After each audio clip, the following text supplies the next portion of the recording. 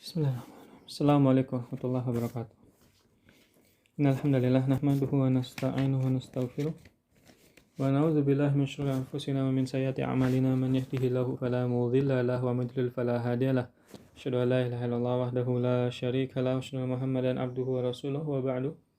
Ikhwati fiddin, saudara-saudari, hafizakumullah wa barakallahu fikum. Alhamdulillah, segala puji bagi Allah yang atas berkat rahmat, inayah dan taufiknya Allah pertemukan kita kembali dalam pembahasan kitab Safinatun Najah milik Syekh Salim Al-Hadrami rahimahullah. Di mana insyaallah pada pertemuan kali ini kita akan melanjutkan pembahasan tentang sebab-sebab tayamum. Yang mana dalam hal ini seseorang yang diperbolehkan tayamum ketika dia tidak bisa menggunakan air. Entah karena tidak ada air atau karena sebab lain, sebagaimana mungkin sakit dan yang semisalnya. Maka di sini kita sebutkan ucapan beliau rahimahullah, qala al-muallif rahimahullah, nafa'anallahu bihi wa bi ulumihi fid darain. Faslun asbabut tayammumi thalathatun. Sebab-sebab diperbolehkan tayamum itu ada 3. Ya, ini penjelasan ketika tidak bisa menggunakan air, ya, sebagaimana disebutkan barusan. Yang pertama adalah faqdul ma, dia tidak menjumpai air. Ya. Makna tidak menjumpai air adalah entah dalam keadaan safar atau karena ada di tempat. Ya. Entah bagi seorang yang safar mungkin disebut musafir adalah karena memang di tempat itu tidak ada air. Misalkan dia safar, ya, dan daerah dia singgah bebatuan, memang tidak mungkin ditemukan air sedikit pun dalam pengetahuan manusia. Maka dia tidak perlu mencari, cukup dengan tayamum. Atau mungkin di tempat tadi, tempat dia singgah, mungkin ada air, tapi tempatnya jauh, ya, maka dia harus berusaha mencari sampai ke Hadul Ghaus. Ya. Ketika tidak menjumpai maka dia bertayamum. Atau mungkin tidak bisa ditinggal, ya. Seseorang di tempat itu ada air, tapi dia membawa banyak barang bawaan dan tidak mungkin dia mencari air. Maka di sini dia boleh bertayamum dan harus mengulangi salatnya. Ya. Kemudian yang ketiga adalah ada air dan ia tahu tempatnya. Ya. Maka dia harus ke sana.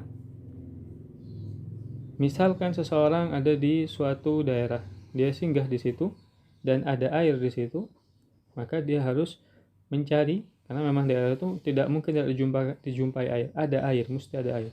Maka dia harus mencari. Kalau memang harus membeli, maka dia harus membeli dengan makna tidak boleh lebih dari harga normal, ya, tidak boleh lebih mahal dari harga normal di daerah tersebut. Mungkin satu botol air mineral di daerah kita mungkin 2.000-3.000. Tetapi di daerah tempat kita singgah harga normalnya 7.000. Ketika harga normal 7.000, maka kita beli dengan harga 7.000. Ketika lebih dari 7.000, misalkan 10.000, maka tidak ada kewajiban kita membeli, ya, meskipun ya, tidak masalah ketika mau membeli. Kemudian yang keempat, bagi seorang yang musafir mungkin ada, dia tahu sehingga di suatu tempat, di tempat tersebut ada sumur, tetapi yang mau mengambil air antri, ya, sangat panjang dan dikhawatirkan keluar dari waktu sholat. Maka di situ dihitung dengan faqdul hissi dan dia tidak perlu mengulangi sholatnya dengan tayamum yang dia lakukan. Ya, wallahu a'lam. Kemudian yang kedua adalah wal maradu, yaitu orang yang sakit, ya. Ketika sakitnya dikhawatirkan mungkin kehilangan anggota tubuhnya ketika dia berwudu, ya, maka dia boleh tayamum. Atau merusak anggota wudunya yang tampak, misalkan wajah, ketika dia bertayamum maka wajahnya bisa rusak dengan sebab operasi yang mubah, tentunya bukan operasi yang tidak dibenarkan oleh syariat, ya, maka dia boleh bertayamum. Atau mungkin akan membekas tapi bukan pada anggota wudhu yang tampak, misalkan kakinya. Ya. Dan dia tidak merasakan apa-apa ketika dia berwudhu, maka dia harus berwudhu dan tidak diperbolehkan tayamum. Tentu hal ini bisa diketahui dengan penjelasan dari para atibba, ya, para dokter dan ahli yang ahli dalam bidangnya. Tidak bisa difahami oleh kita sendiri, kita harus bertanya kepada mereka. Yang ketiga adalah wal ihtiyaj ilaihi li'atshin hayawanin muhtaramin. Yang ketiga adalah ada kebutuhan dari hewan-hewan yang dimuliakan. Ya. Jadi ketika ada hewan yang dimuliakan haus, maka kita boleh tidak berwudu di situ. Karena kenapa? Di situ ada hewan yang dimuliakan, dan hewan yang dimuliakan adalah lebih utama, ya, lebih utama untuk dijaga kehidupannya. Maka dibanding kita minum, ya, hewan tadi bisa mati, maka nyawa lebih penting, dan wudu ada gantinya, itu dengan bertayamum. Wallahu a'lam. Wa ghairu muhtaramin sittatun, dan hewan yang tidak dimuliakan itu ada 6. Yang pertama adalah tarikus shalah, orang yang meninggalkan sholat. Ya. Seseorang yang meninggalkan sholat, maka ulama berselisih apakah dia kafir atau dia masih muslim. Ya, mazhab Syafi'i disebutkan dia masih dihukumi muslim sampai dia mengingkari dengan keyakinannya, maka dia telah keluar dari keislaman. Atau mungkin dia masih melakukan sholat tapi dia tidak meyakini sholat itu wajib, maka dia keluar dari keislaman. Adapun mazhab Hanabilah yang kami jumpai dari ucapan Syekh Ibnu Utsaimin misalkan dengan semisalnya, mengatakan seseorang yang meninggalkan sholat maka dia telah kafir, keluar dari keislaman. Ya, maka berhati-hati dalam permasalahan meninggalkan sholat. Sholat adalah imaduddin, tiangnya agama. Dan tidak sedikit kaum muslimin yang meninggalkan sholat atau mungkin malas-malasan melakukan sholat. Para ulama menyebutkan cukuplah, ya, sebagai aib. Para ulama berselisih tentang kedudukan orang tersebut, orang yang meninggalkan sholat, entah dia muslim atau muslim dengan kemaksiatan besar, atau dia kafir. Itu merupakan aib besar. Ulama berselisih tentang kedudukan dia. Kemudian selanjutnya adalah az-zani al-muhsan. Yang selanjutnya adalah orang yang berzina, ya, dan dia dalam keadaan sudah menikah, maka dia dihukumi sebagai orang yang tidak dimuliakan. Dan syarat disebut sebagai muhsan adalah dia telah baligh dan dia berakal, dia bukan budak, dan pernah digauli dengan nikah yang sahih. Ketika hal tersebut ada, wanita telah menikah misalkan, kemudian bukan budak, berakal dan baligh, dia berzina, naudzubillah min dzalik, maka dia dihukumi sebagai muhsan yang berzina.